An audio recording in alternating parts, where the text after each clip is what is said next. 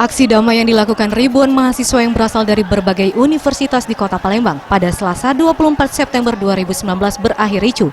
Kericuhan dimulai ketika mobil komando dari mahasiswa yang mencoba merangsek ke depan pintu pagar gedung DPRD Provinsi Sumsel. Di pintu utama bersiaga ratusan polisi dengan mobil barakuda. Mahasiswa yang tidak bisa masuk ke kantor DPRD akhirnya saling dorong dengan polisi. Massa yang semakin memanas langsung melempari petugas kepolisian menggunakan batu dan kayu.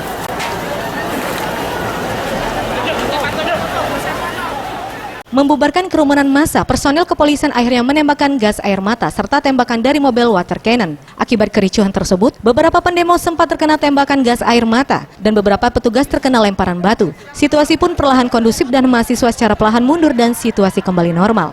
Beberapa aksi jalan pun sempat dialihkan karena massa yang memadati aksi damai tersebut terus berdatangan.